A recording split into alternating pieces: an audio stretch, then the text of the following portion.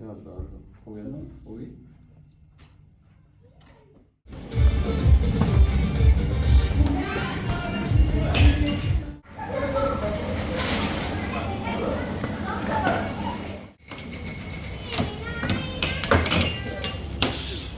یزم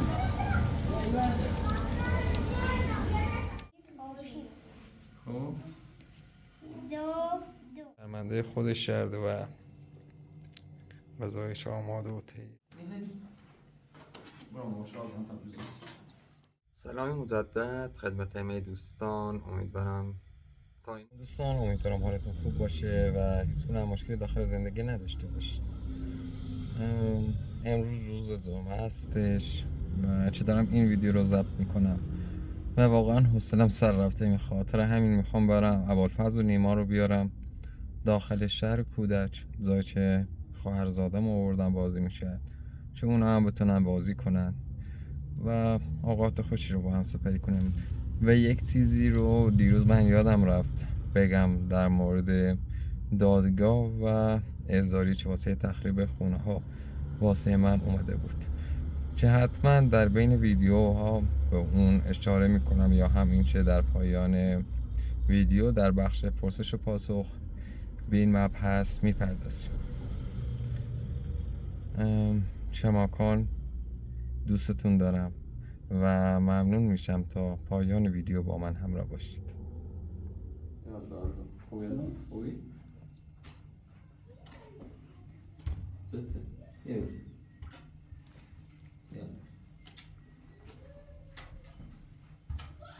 ها؟ خوب؟ کامشون الان میری اینجا تو نکنی تا برنج بود. من پیدام رو میکنم کافشونتونم رو بودم سر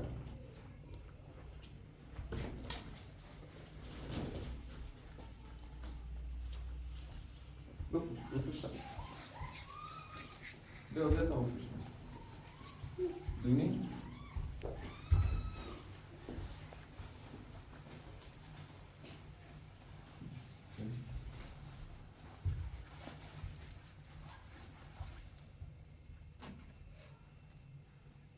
بکن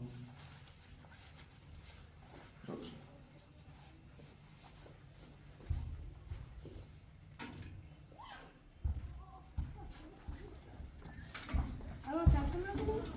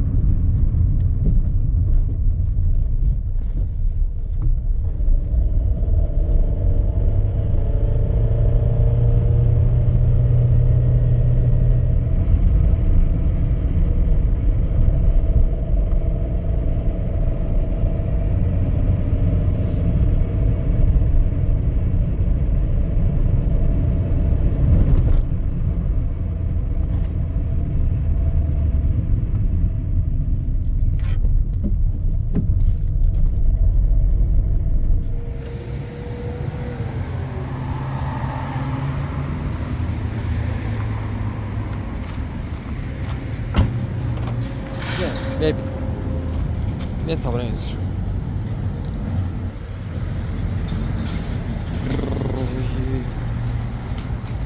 Acabei.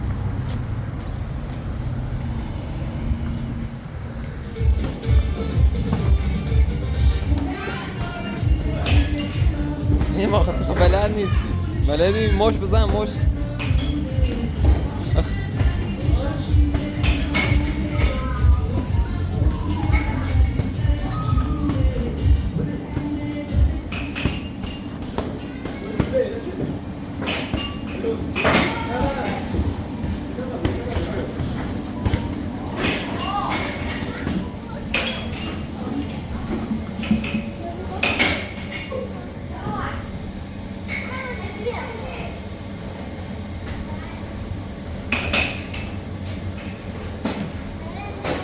برا نیما برا چی ابوالفضل آیا ابوالفضل برا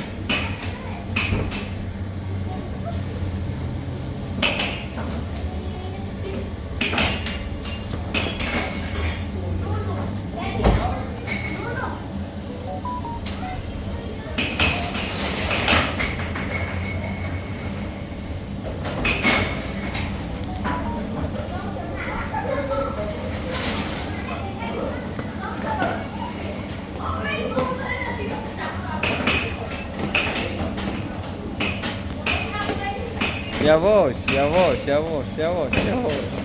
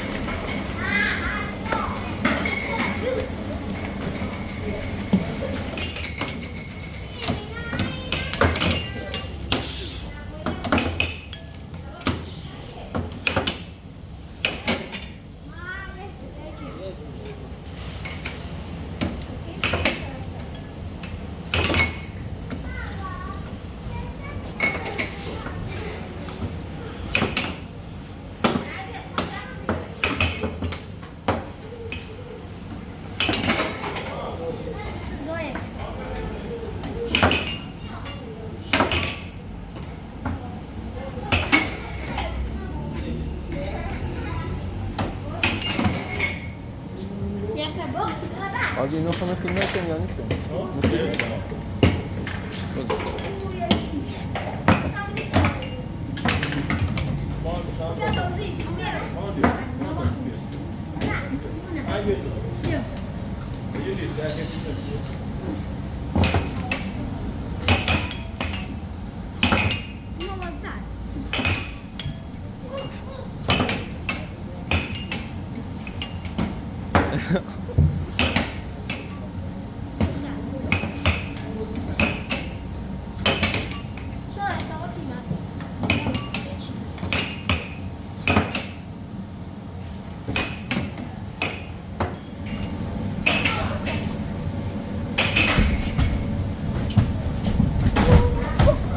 یوا قشنگ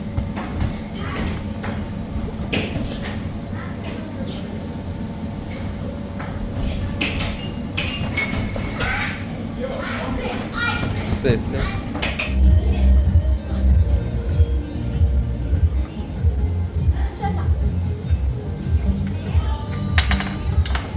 یوا وسیله مردم خراب نکنی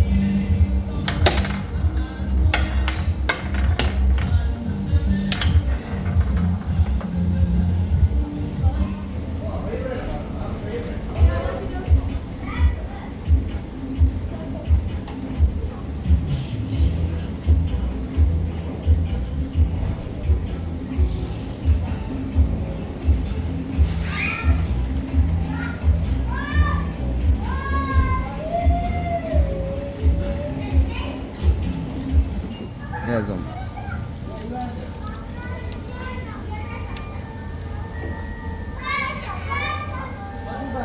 ایتالی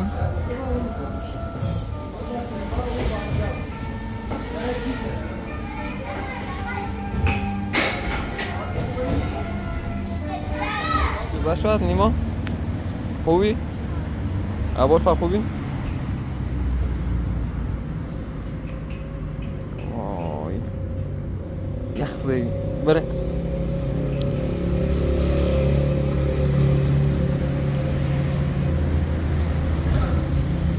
وای بدو بدو بدو بدو بدو.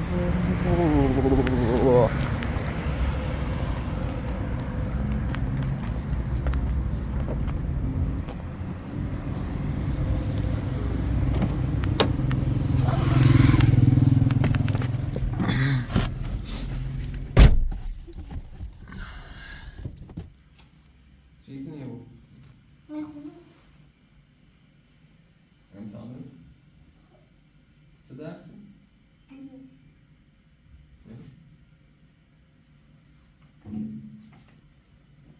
علوم چهارم آهنربا و اینو خوابیده داری؟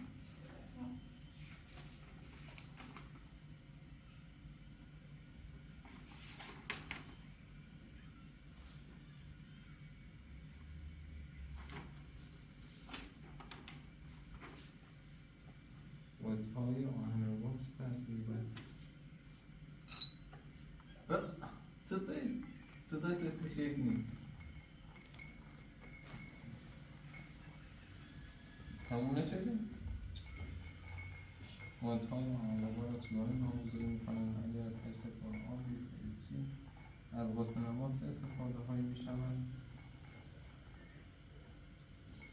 خب آیا خاصیت آهنربا در همه جای آهنربا یکسان است؟ توضیح بدید. خیلی وارد آهنربا خب خوبه بشیم. متن درس نمیدی؟ باشه. هیچی؟ همش هست؟ سرسنی؟ سرسنی ها؟ آ؟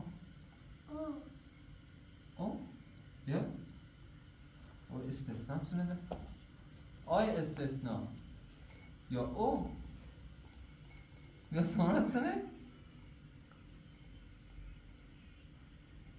آی استثناء سنه؟ معذرت اینه؟ دو نو خب بخون از روش ممنونیانو خاشی خب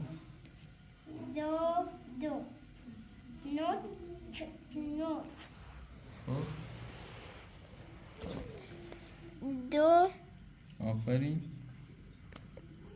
روز خب پیش خب کاما خب پدر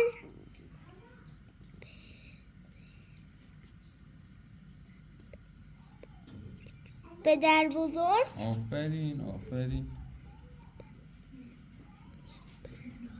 برای آفرین امیر آفرین یک خب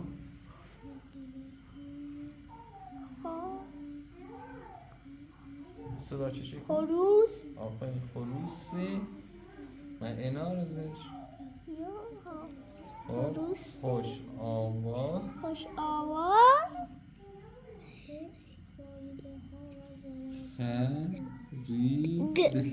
خرید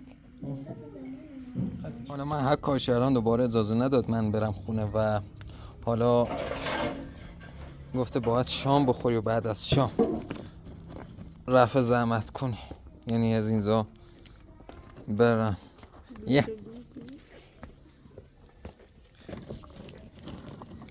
وای چه آتیشی وای منو نسوز.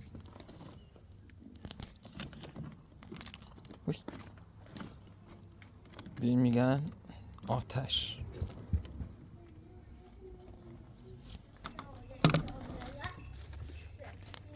حالا این گوشت ها آغشته شده به زعفران، آبلیمو و پیاز ها. بله تایید میکنم حرف من رو.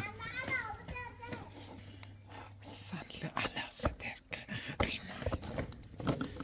ای وای، این منو شرمنده خودش کرده و غذایش آماده و تهیه کرده. به این چه بگم، حالا ایرانی ها از سبزیجات تازه استفاده میکنن، مخصوصا ترو.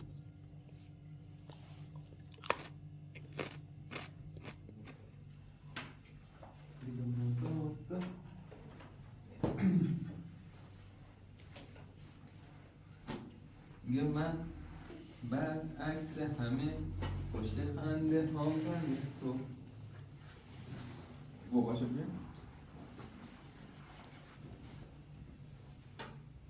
من برعکس همه پشت خنده ها تو دلیل شادی رو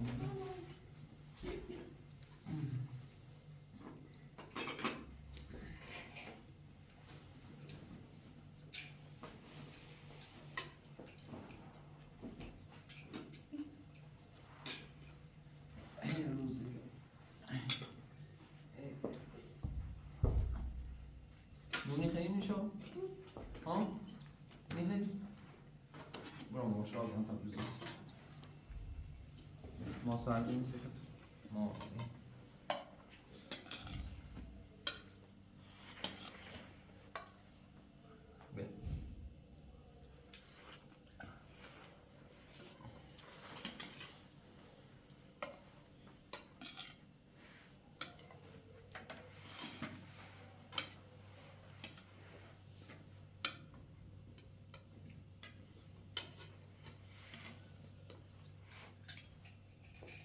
بیا سنگان؟ ها؟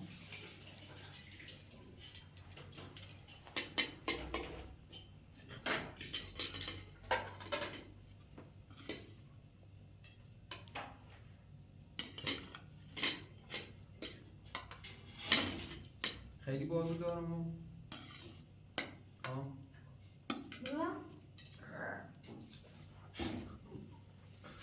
کاملا باشگاه ثبت نام به همین زودی.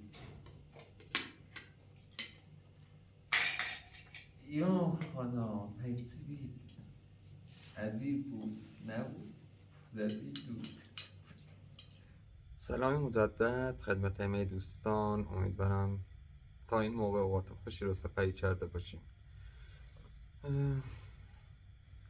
در مورد اسم کانال هایی که هست شدن از من سوال پرسیدین، ولی خب من به دو دلیل نمیتونم اسم اونها رو بگم. اولین دلیل اینه که نمیخوام اون کانال ها رو داخل ویدیو خودم تبلیغ کنم، و دلیل دوم اینه که اگر من این کار رو انجام بدم مطمئنا واسه من دردسر درست میشه.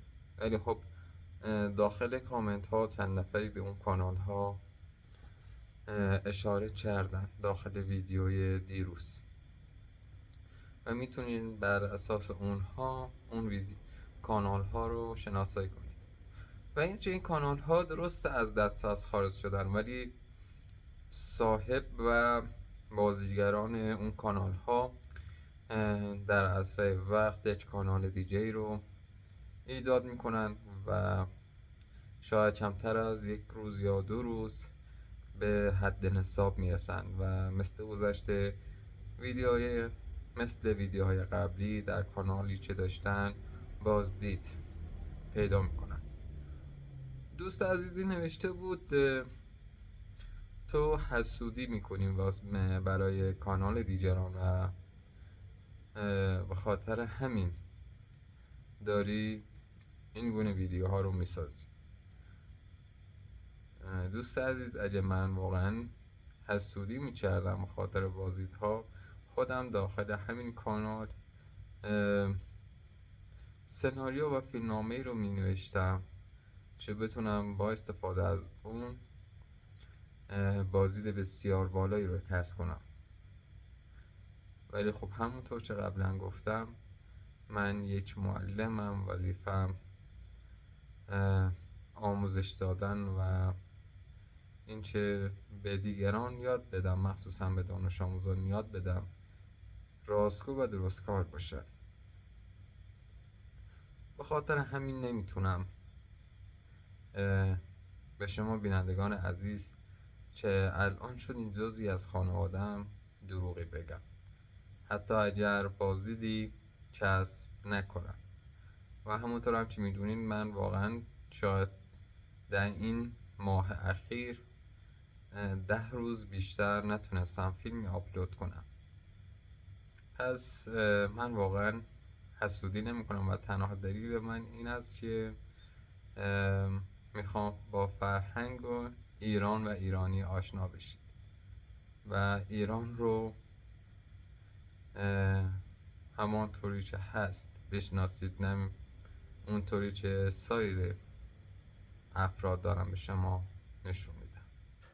خب دوستان، میخواستم در مورد احضاری دادگاه که برای ساخت و ساز غیر مجوز خانه های عشایری واسه من ارسال شده بود چیزی رو واسه شما دوستان عزیز بگم. من با یکی از وکیل های آشنا به نام آقای حسنی که یکی از فامیل های نزدیک مغازه‌داری هستش که من از اون وسیله مواد غذایی خریداری میکنم دیدار کردم و یک گفتگوی کوتاهی رو با هم داشتیم. آقای حسنی که حالا یکی از وکیله های خبره و ماهر در شهرستان لرزگان هستش، از من 2 سوال فقط پرسید که ببینه میتونه برای من کاری رو انجام بده یا نه. سوال اول این بود که آیا برای خرید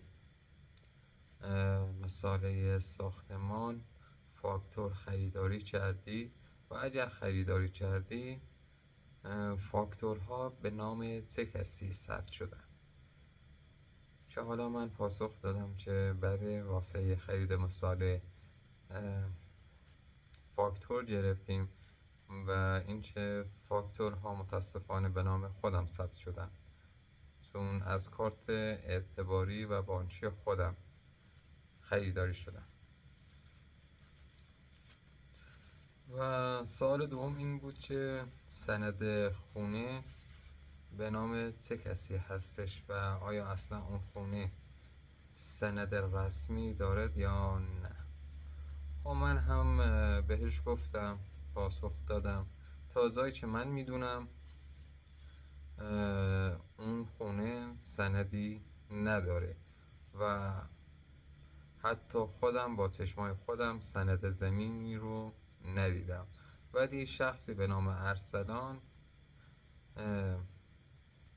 میگفت که زمین متعلق به من هستش و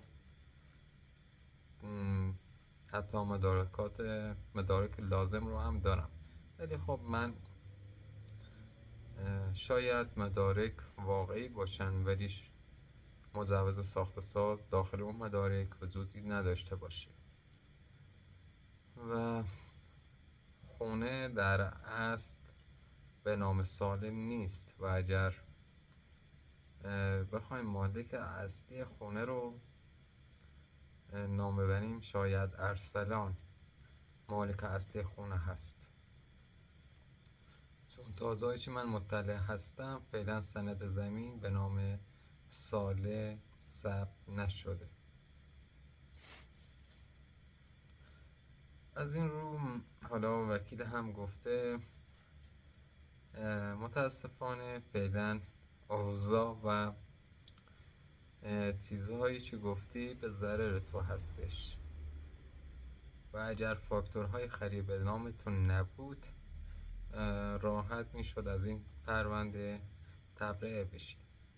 ولی من تمام سعی خودم رو میکنم و با قاضی این پرونده صحبت کنم که شرایط تو رو درک کنه و بهت کمک کنه. خب برسیم به بقیه سوالات شما دوستان عزیز. چیزی رو که میخواستم قبل از پاسخ به سوالات شما بگم اینه که دختران روستایی در حال حاضر و در این چند سال اخیر شاهد بودیم که از خونه فرار می‌کردن و فرار می‌کنن. میخواستم در این باره یک توضیح مختصری رو بدم و بعد از اون به سوالات شما دوستان عزیز بپردازیم.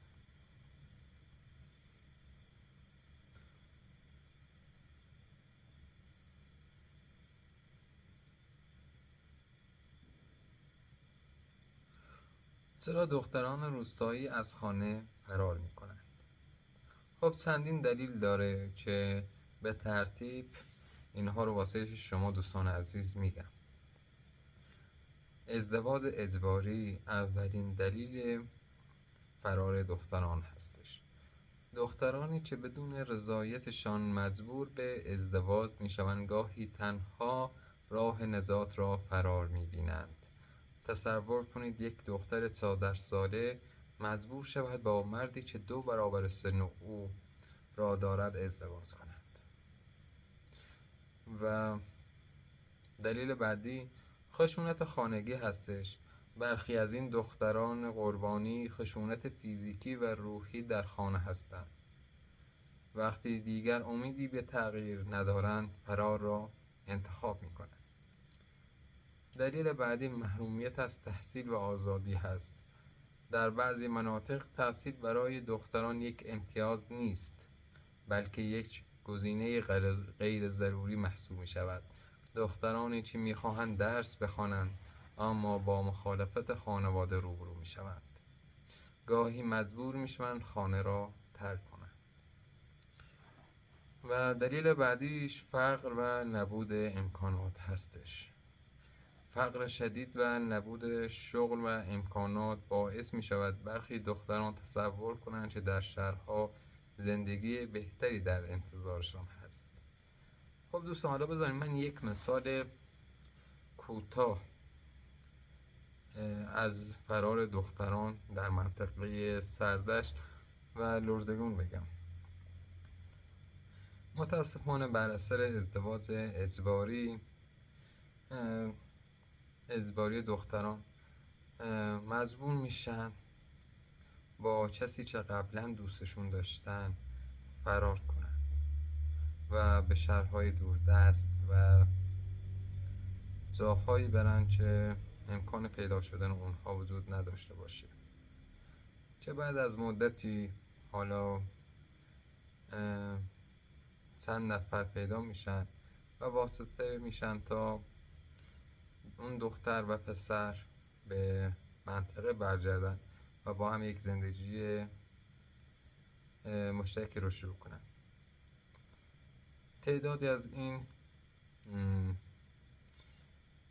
دختر و پسرها که با هم فرار کردن یک زندگی مشترکی رو ایجاد میکنن و تعدادی از اونها هم متاسفانه توسط خانواده ها مورد آزار و اذیت و حتی کشته شدن قرار میگیرن که در ویدیوی قبلی هم بهتون گفتم. دخترانی که فرار میکنند چه سرنوشتی پیدا میکنند؟ بی سرپناهی و بی پولی. بسیاری از این دختران هیچ جایی برای رفتن ندارند. ممکن است به شهرهایی بزرگ بروند اما بدون پول و سرپناه در معرض خطرهای بزرگ قرار می‌گیرند. سوء استفاده و قاچاق انسان.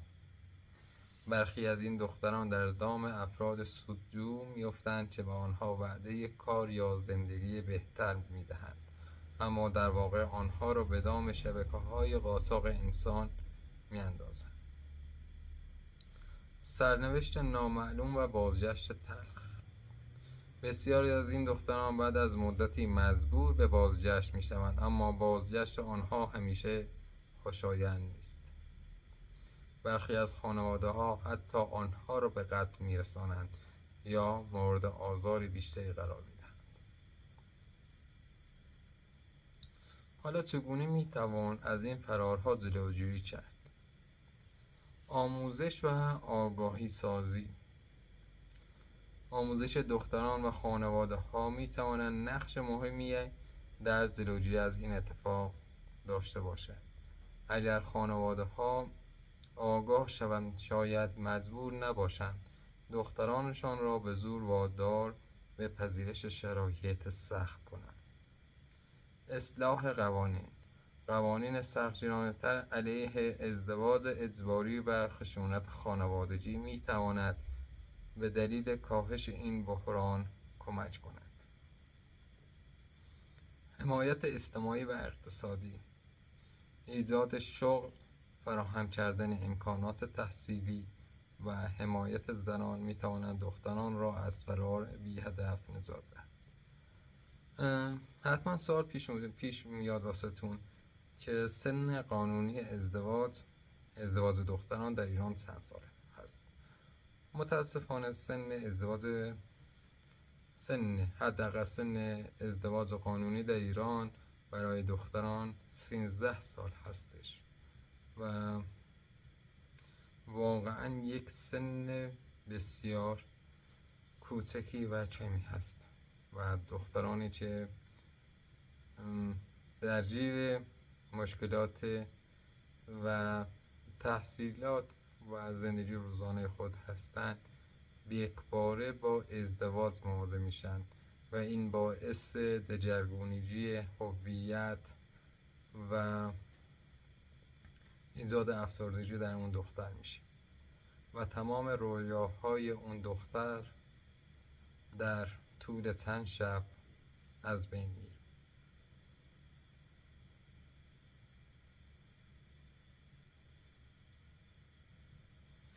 و فرار دختران روستایی یک معضل پیچیده‌ای است که نمیتوان فقط خانواده ها رو مقصر دونست.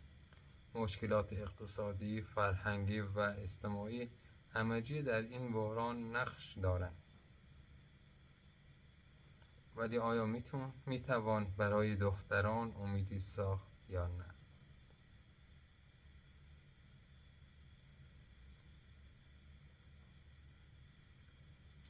حالا به نظر شما برای جلوگیری از فرار دختران از خونه ها چه راهکارهایی مناسب هست؟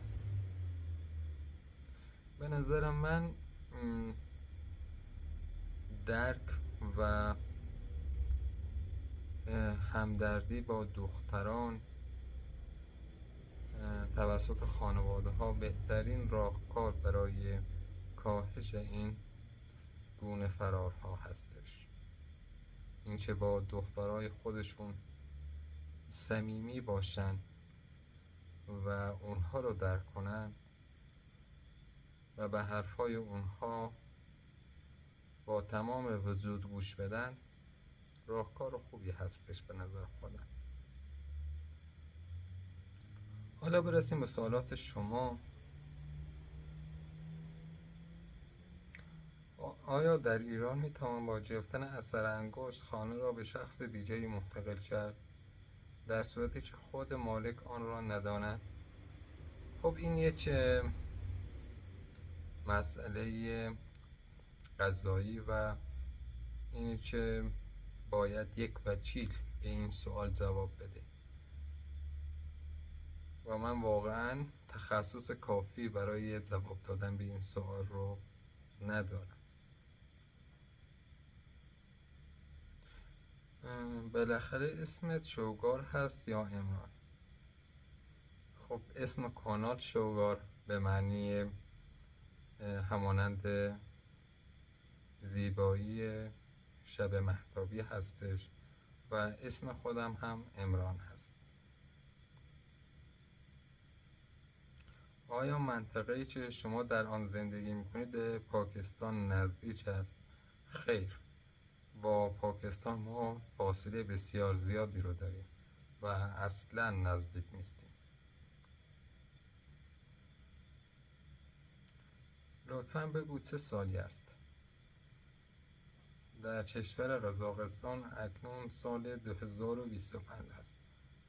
و من گفتم قبلا در ایران تاریخ رسمی، تقویم رسمی به صورت شمسی هستش و الان در سال 1403 هست. شما خیلی شبیه حسن در کانال دارال هستید و ما یه زورایی با هم دیگه فامیل هستیم، ولی کاش نبود.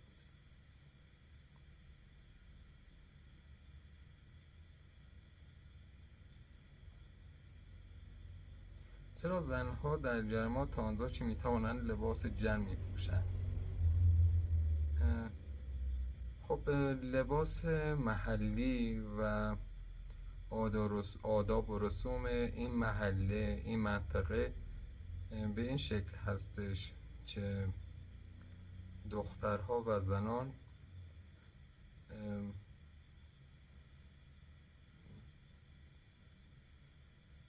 اندام و بدن خودشون رو تا جایی که میتونن بپوشونن و نوع طرحهای لباس محلی هم بی تأثیر نیست. چرا پیش روانپزشک میروی؟ خب یه سوال دیگه هم پرسید که نمیتونم اون رو بخونم. خب هر کسی داخل این زندگی به نظر من مشکلاتی داره. شاید یک نفر مشکل بزرگی داشته باشه و یک نفر مشکل کوچیکتری. منم از این قاعده بی استثنا نیستم و مشکلات خاص خودم رو دارم. خاطر همین به روانپزشک میرم تا بتونم به زندگی نرمال خودم برگردم.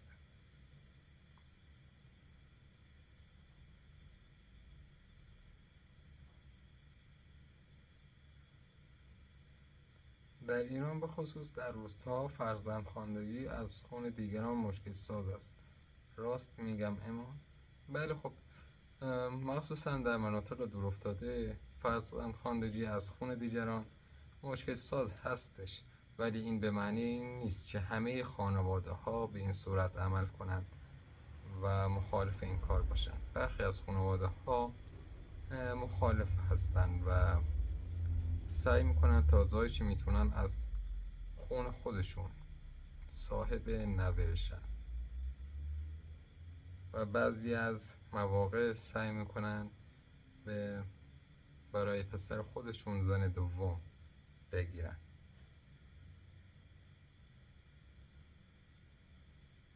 چرا به برخی از مردم ایران بادی‌نشین میگویند؟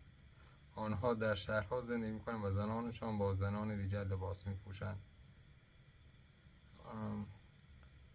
خب اینها حالا کسانی که در سایر کانال ها فعالیت میکنن خودشون رو به عنوان عشایر معرفی میکنن، در حالی که واقعا این گونه نیست.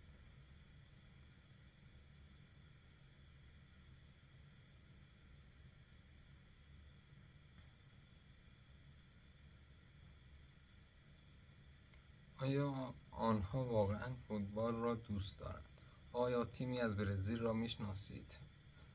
من اکثرا بازیکنان تیم برزیل رو میشناسم و فکر کنم تنها تیمی که از کشور برزیل میشناسم تیم فلامینگو هستش، اگر اشتباه نکنم.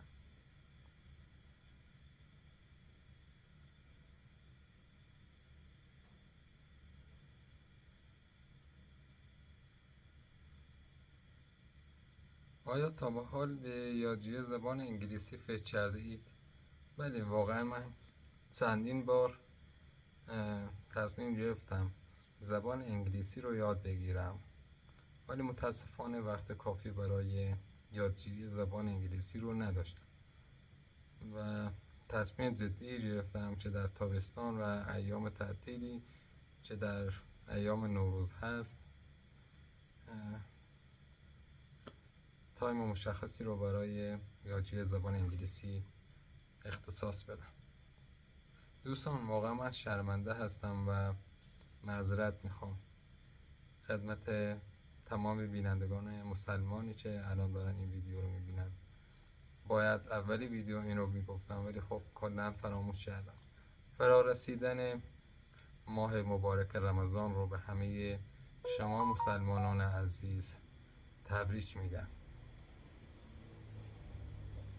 و در ایران ماه مبارک رمضان یک روز دیرتر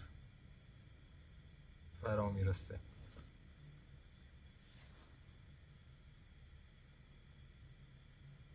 از من سوالات شخصی پرسیدین که واقعا نمیتونم به اونا پاسخ بدم و از شما معذرت میخوام.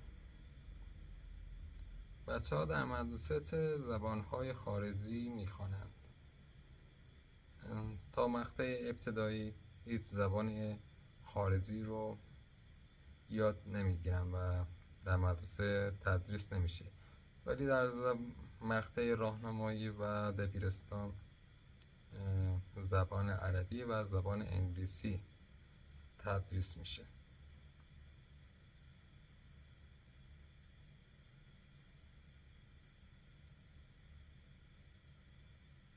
این قطعهای ناموسی چگونه انجام می شود؟ اعضای خانواده از سه روشی برای قطع استفاده می کنند.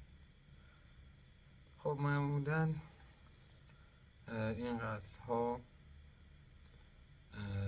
از طریق خفه کردن و فشردن جلو صورت میگیره یا هم فرو کردن چاقو در قلب و شکم اون دختران که واقعا فکر کردن و تصور کردن بهش هم آزاردهنده و ناراحت کننده هستش.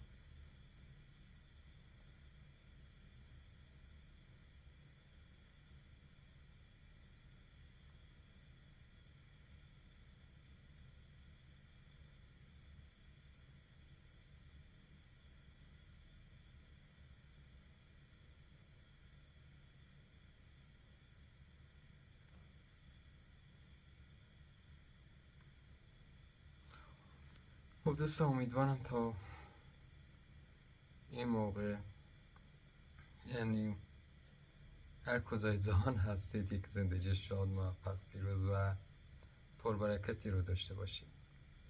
دوستتون دارم و خدا نگهدار.